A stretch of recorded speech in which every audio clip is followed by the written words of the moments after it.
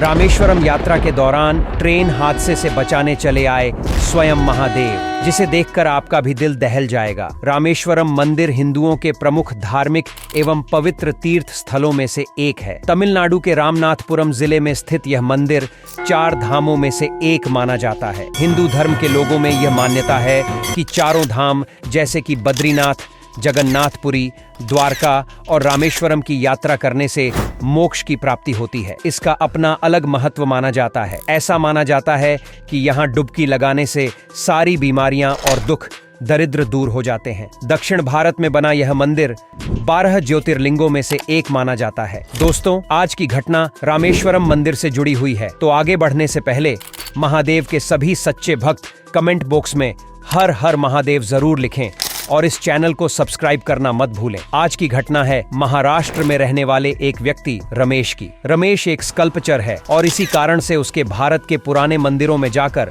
वहां के आर्ट को समझना और वहां की कलाओं को समझना बहुत पसंद है। रमेश भारत में कई मंदिरों में जाकर वहां के आर्ट को, वहां की संस्कृति को समझता था और कुछ नया बदलाव अपने स्कल्पचर में करता था। रमेश 3 धाम की यात्रा कर चुका था और अब उसे रामेश्वरम की यात्रा करनी थी। रमेश निकल पड़ा रामेश्वरम की यात्रा पर। महाराष्ट्र से रामेश्वरम के लिए ट्रेन जाती है जो केवल भक्तों से भरी हुई होती है। रामेश्वरम पहुंचकर रमेश वहां की खूबसूरती, रामेश्वरम और मंदिर की मूर्तियों को देखकर मंत्रमुग्ध हो गया और अपनी पूजा संपन्न की। रामेश्वरम मंदिर में कई प्रकार के विधि विधान होते हैं। वहां पास में एक पंडित थे। उन्होंने रामेश्वरम मंदिर के बारे में कुछ तथ्य बता रहे थे। मंदिर में काफी भीड़ लगी हुई थी और सभी श्रद्धालु बैठकर बड़े ध्यान से रामेश्वरम मंदिर से जुड़ी कुछ बातें सुन रहे थे। उन्होंने कहा कि रामायण के अनुसार ऐसा माना जाता है कि भगवान विष्णु के 7वें अवतार भगवान राम जब अपनी धर्मपत्नी सीता मैया को महापापी राक्षस का विनाश कर वापस लाए तो उन पर ब्रह्म हत्या का पाप लगने की बात की गई थी, जिसके बाद इस पाप से मुक्त होने के लिए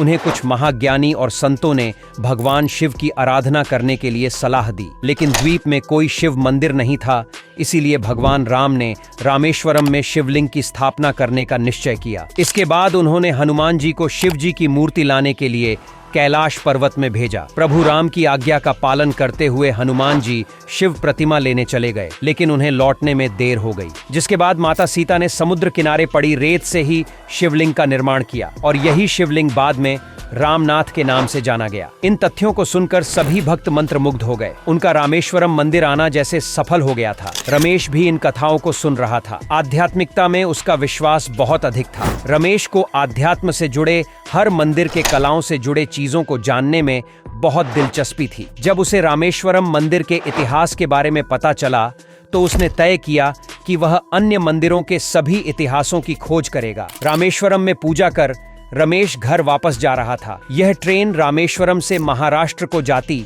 और केवल रामेश्वरम के श्रद्धालुओं से भरी हुई। ट्रेन में काफी भीड़ थी। रामेश्वरम से निकलते ही ट्रेन एक ब्रिज से होकर गुजरती है। उस ब्रिज के समीप आते ही न जाने ट्रेन के पीछे के 2 डिब्बे बाकी के डिब्बों से अलग होकर नदी में गिर गए। ट्रेन का नदी में गिरने के कारण सभी यात्री अत्यंत घबरा गए और रमेश को आभास हुआ कि ट्रेन में कुछ गड़बड़ है। ट्रेन करीब 3 घंटे उस ब्रिज पर रोक दी गई। ट्रेन ऐसी जगह पर आकर रुक गई थी जहां से न कोई मदद के लिए आ पा रहा था और न ही यात्रियों को ट्रेन से उतारकर सुरक्षित कहीं ले जाया जा सकता था। सभी यात्री परेशान हो चुके थे और भूख से बेहाल हो रहे थे। तभी ट्रेन के ड्राइवर ने देखा कि एक व्यक्ति ट्रेन की तरफ आ रहा है। व्यक्ति को आते देखकर ट्रेन के ड्राइवर को और यात्रियों को साहस मिला कि शायद कोई उपाय निकाला जा सकता है। वो व्यक्ति ट्रेन की तरफ आ ही रहा था और ट्रेन की पटरी के पास एक रास्ता था जहां से बचकर उसे ब्रिज से निकाला जा सकता था। उस व्यक्ति ने आकर ड्राइवर से कहा कि धीरे धीरे यात्री को इस रास्ते के जरिए बाहर निकाला जा सकता है। ड्राइवर ने व्यक्ति की बात सुनकर ठीक वैसा ही किया। धीरे धीरे एक एक करके